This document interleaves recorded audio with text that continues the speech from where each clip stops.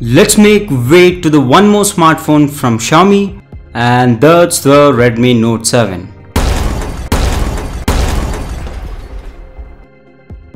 Today let's unbox this upcoming Redmi Note 7 and see what all we got along with the phone.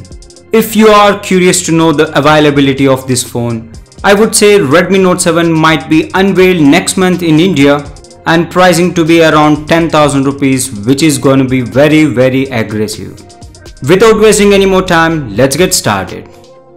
It's all white branding here and there is no Xiaomi logo found anywhere on the box, which is surprising. Inside the box, we first get to see the TPU cover. In fact, it's dark coated TPU cover. We get couple of guides, one in English and one in Chinese. As usual, I found SIM ejector pin. Next comes the phone in black. I wanted to get blue-purple gradient but ended up getting black variant.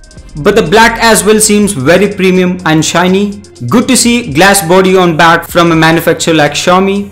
The TPU cover really goes well with the black color phone, as you can see. Keeping the phone aside, next we get surprising USB Type-C cable, which is much expected by Xiaomi fans and good to see at last in Note series. Along with that 5V 2A power adapter, which is not capable of fast charging even though the phone supports quick charge 4.0. That's it in the box. As usual, no earphone included. Redmi needed much awaited facelift, especially in their Note series, and this is the answer to all those critics.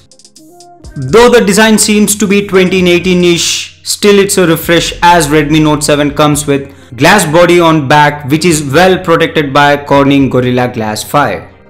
Alongside, I have Redmi Note 6 Pro.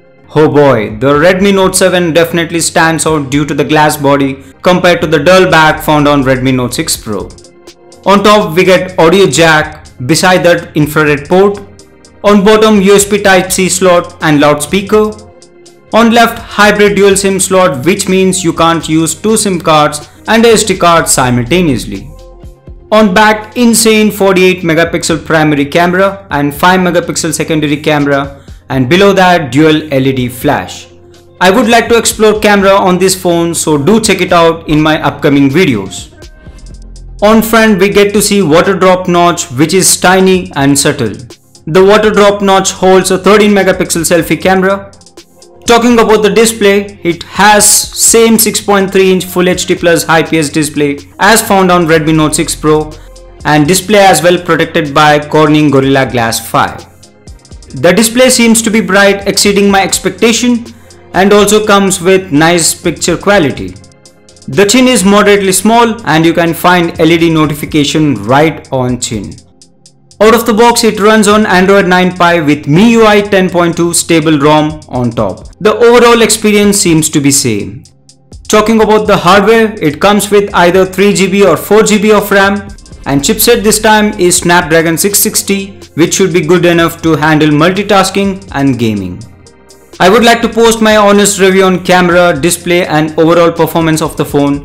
So in my upcoming video, I'll post detailed review of Redmi Note 7. So subscribe to the channel and get notified as I post it. That's it for today. Thanks for watching. This is Satish signing off.